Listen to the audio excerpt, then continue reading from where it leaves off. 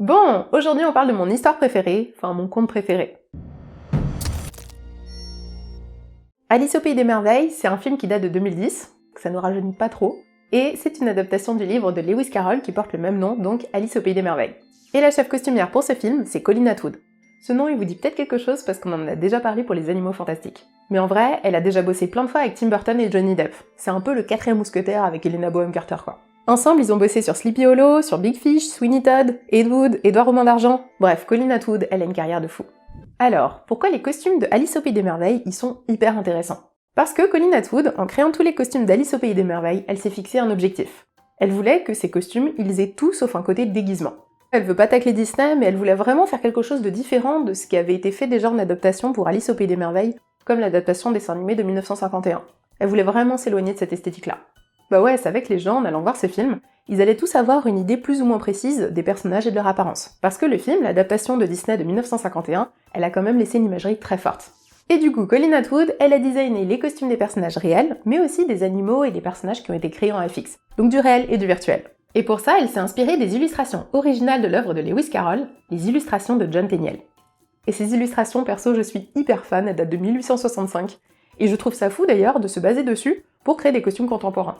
Du coup, pour chaque personnage, Colleen Atwood et Tim Burton, ils ont créé des illustrations et des croquis de la façon dont ils imaginaient les personnages. Et même par exemple Johnny Depp, pour le Chapelier Fou, lui-même il a créé une illustration. D'ailleurs, plus spécifiquement, pour le Chapelier Fou, l'équipe des costumiers a d'abord fait des recherches historiques pour voir comment les chapeliers s'habillaient en 1860. Alors ouais, l'idée c'était pas de faire du tout un costume historique, mais juste d'avoir une base sur laquelle se situer. Et notamment, en faisant la recherche, ils ont appris que les chapeliers de l'époque, ils bossaient avec une colle qui était faite à base de mercure, et qui du coup abîmait énormément la peau des chapeliers. Et d'ailleurs Johnny Depp il s'en est servi pour son acting pour se dire « Ah ok d'accord, donc le chapelier fou, il est fou, parce que peut-être que cette colle, elle a complètement attaqué son cerveau et ses mains, etc. » Le manteau du chapelier est fait de 3 couches de soie superposées les unes sur les autres pour créer de la profondeur dans la matière, et l'équipe des costumiers l'a ensuite brûlé pour lui donner un look plus stylé et pour le vieillir. Pour ajouter le côté fou, créatif et festif au personnage, ils ont rajouté sur sa tenue des fils, des rubans, bref, tout son matos de chapelier, comme s'il avait tout de suite sur l'instant besoin de son matos pour créer un chapeau tout de suite là maintenant. Initialement, Colleen Atwood, elle avait même imaginé lui mettre des dés à coude sur chaque doigt. Mais ça n'a pas été gardé, sûrement parce que ça faisait peut-être un peu trop Édouard Roman d'Argent. Le chapeau, lui, est fait en cuir coupé au laser et brodé, sur lequel ils ont rajouté un ruban d'époque victorienne que Colleen Atwood, elle avait depuis des années.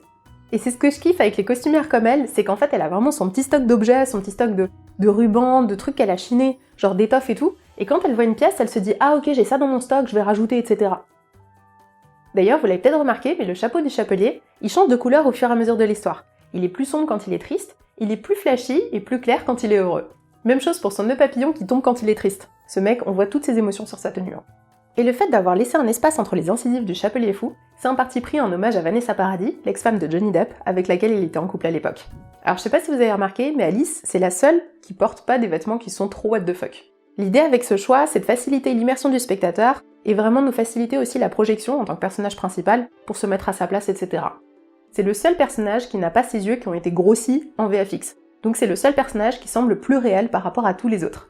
Colleen Atwood, pour symboliser et bien refléter le caractère libre et espiègle d'Alice, elle a fait le choix de lui faire porter des vêtements qui sont pas trop serrés, pas trop corsetés. Donc oui, c'est un peu une évidence dit comme ça, mais chaque choix est mesuré dans chaque film. Sa robe bleue du début, c'est un hommage à la robe que porte Alice dans le dessin animé de Disney de 1951. Ouais, même si elle voulait s'en éloigner, elle a quand même calé un hommage. Et j'aime trop parce que cette robe, elle semble hyper simple, mais il y a juste qu'il faut de détails avec des petites broderies au bas de la robe. Ils ont aussi construit cette robe avec plusieurs couches de jupons, uniquement pour la scène où elle tombe dans le trou, pour passer au Pays des Merveilles. Parce que ces jupons, ils sont totalement invisibles dans les premières scènes du film, mais en fait on les voit tous se découvrir au fur et à mesure au moment où elle tombe.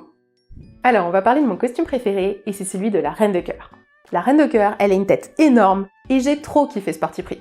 Alors pour accentuer ce gigantisme qui a été créé par l'équipe des effets spéciaux de Disney, Colleen Atwood, elle a eu l'idée de créer un col hyper large et hyper haut, qui marche avec la tête énorme de la Reine de Cœur. Ouais, l'objectif de cette robe, en cintrant bien la taille, en faisant ce col hyper haut, c'était vraiment d'accentuer cette tête énorme. À la base, ils avaient prévu plutôt un col comme une fraise, mais en fait c'était beaucoup plus facile d'accentuer cette transition entre la tête énorme et le tout petit corps, avec un col qui est beaucoup plus haut. Ouais, c'est technique, mais des fois il y a des trucs qui marchent mieux que d'autres. Les maquilleurs et coiffeurs ont posé une prothèse et une perruque en forme de cœur de plus d'1,5 kg pour agrandir le front d'Helena Bonham Carter. Et ensuite, la tête d'Helena Bonham Carter, elle a été grossie 3 fois en post-prod. Et c'est vrai que dans ce film, le travail des costumes, il est indissociable du travail des perruques et des maquilleurs. C'est vraiment un tout. Le maquillage du Chapelier Fou, il est juste iconique.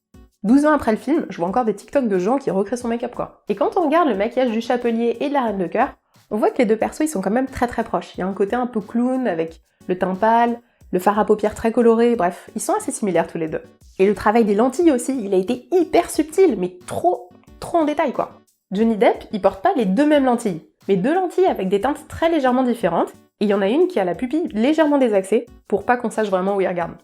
Bon, ce film, même s'il date un peu, fallait qu'on en parle, parce que l'esthétique elle est juste, mais pouah. On a revu le film il y a pas longtemps, et même 12 ans après, il a pas vieilli, enfin ça se regarde toujours aussi bien quoi. Et tous les détails sur les costumes, ça a été un petit travail d'orfèvre. Trop stylé. Bref, Colin Atwood a été récompensé avec un Oscar de la meilleure création de costume, et c'est juste clairement mérité.